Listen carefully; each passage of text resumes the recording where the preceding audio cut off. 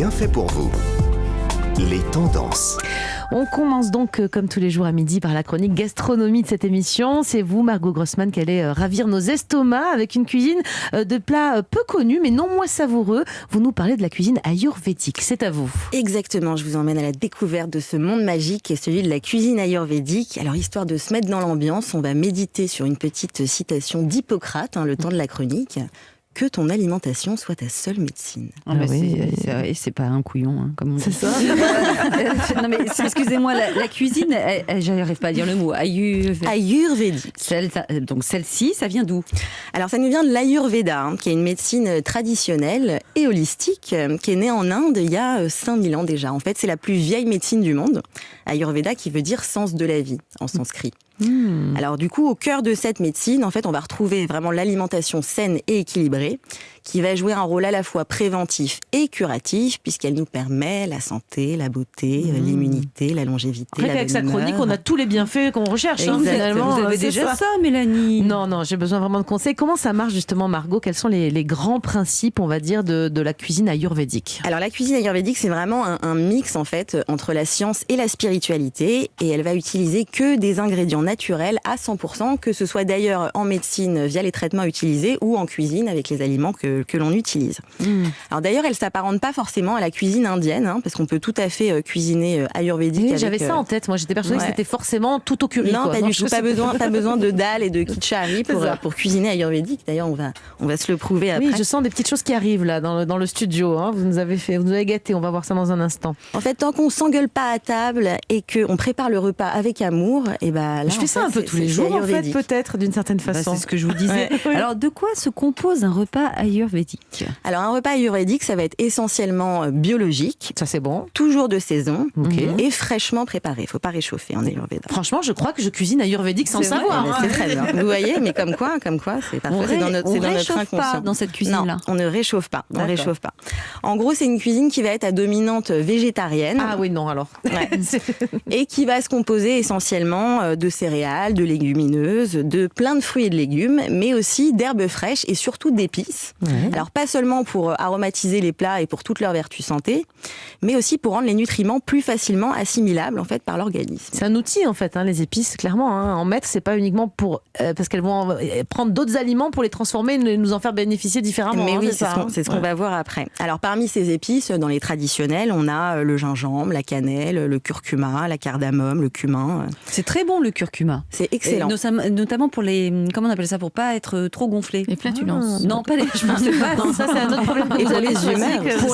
C'est un anti-inflammatoire. C'est l'un des plus puissants qui soit. Ouais. Voilà, c'est ça que je voulais dire. Alors vous nous avez préparé une petite recette. Est-ce que vous saviez que les femmes indiennes ont l'habitude de modifier les épices en fait en fonction des humeurs de la famille? C'est pas vrai, c'est génial. Donc si jamais votre entourage est un peu trop agité, vous pourrez penser aux épices. Alors c'est quoi la petite recette d'aujourd'hui? C'est pour nous calmer là que vous nous avez amené des choses? C'est pour plein de choses, plein de bienfaits en fait. Comme je vous parlais de l'importance des épices et de la saisonnalité, du coup je voulais vous partager l'une de mes petites recettes réconfortantes préférées, c'est le lait d'or. Lait d'or. Le fameux golden latte au curcuma. Génial. Il doit son nom à sa très jolie petite Donc on en a un. Je vais passer, c'est ça les petits gobelets? Ouais, je vais Mais il y a quoi dedans? vous faire goûter. Alors il y a plein de choses, je vais vous donner la recette. S'il vous plaît. Je vais passer des gobelets, donc c'est déjà très joli. Expliquez-nous tout. C'est bien doré. Bon aussi. Vous allez pouvoir la boire à n'importe quel moment. Moi, j'aime bien me la faire avant d'aller me coucher. Ouais. Ça fait super bien dormir. C'est bon? Racontez-nous tout. Super. Alors, du coup, vous voulez que je vous donne la recette? Évidemment. D'abord? Oui. Ok. Alors, en fait, l'idée, c'est de préparer une pâte d'épices. C'est bon, ça. Ça va nous servir de base et après, on va ajouter du lait. D'accord. Et en fait, cette boisson, elle va être parfaite pour réguler le stress, pour brûler les graisses et pour booster l'immunité également. Et l'avantage, c'est que toutes les épices que j'ai utilisées, elles vont agir en synergie pour renforcer leurs bienfaits. C'est délicieux, franchement. Très incroyable. Ça vous plaît? Et je suis ravie. Ça vous préparer avant le repas. C'est un peu tiède. C'est tiède là, en l'occurrence. Il y a à la fois un côté épicé et très très doux. Franchement, on dirait. C'est super. Moi, je sais pas. Ça me rappelle entre guillemets le lait de poule de Noël, mais pourtant il n'y a pas. Ça se boit comme du petit lait. C'est incroyable. Comment on le fait à la maison? Alors, on va réunir une tasse de lait végétal, donc soja, amande, avoine, coco. Il y a quoi là-dedans dans celui qu'on est en train de boire? Moi, j'ai utilisé du lait de soja. D'accord, très bon. C'est le plus neutre qui soit, j'ai envie de dire. Ensuite, on a besoin d'une cuillère à café de miel ou de sucrant au choix. Attention, hein, ça tâche quand même. J'ai failli me le renverser sur mon chemisier blanc. Ce serait dommage. Oui, parce que c'est tout jaune, hein, cette boisson qu'on est en train de boire, d'où le nom lait d'or. Hein, Ouais. C'est ça, oui. J'ai la petite bouteille pour ceux qui peuvent regarder sur europe1.fr. On vous continuez mettra la ça sur les recette, réseaux Ouais, sociaux. tout à fait.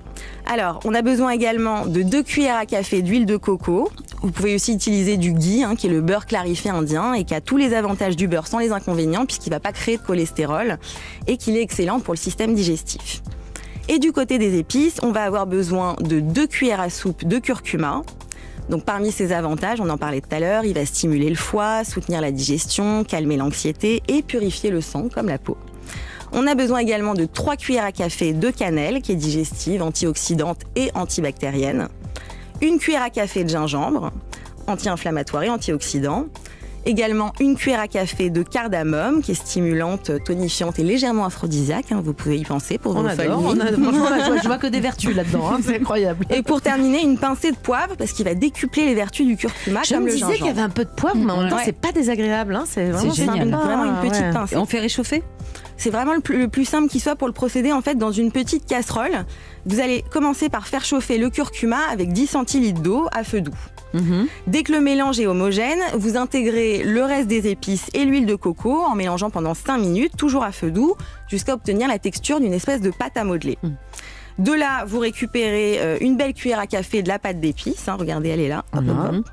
Et vous la faites chauffer à nouveau à la casserole avec le lait. Ensuite, vous ajoutez du miel ou le sucrant de votre choix. Vous mélangez tout et puis c'est prêt. Ah bah, c'est génial, Margot. Mais vous savez, je vais vraiment le refaire à la maison. Ah ouais. Je sais pas vous, mais Maud les Ravier à côté de Ah non, mais Julia, là, je c'est suis incroyable. vraiment stupéfaite. C'est très, Sois-y, très bon. vous C'est avez fini délicieux. votre Moi, je gobelet l'ai- aussi. oui, Ouais, moi, je l'ai bu. incroyable. Vous pouvez m'en servir un petit Je peu? vous laisserai la allez-y, petite je vous pâte laisse, d'épices si vous voulez vous en faire à la maison. Génial. Bah, merci On se beaucoup resserre un petit verre, hein. Margot pour cette découverte culinaire et ces conseils simples hein, pour reproduire ce voyage gustatif chez nous. On a bien pris note avec Mélanie. Vous pouvez trouver plein de recettes ayurvédiques et autres sur le blog et l'Instagram de Margot, amassos.com et Margot-Amassos sur Instagram.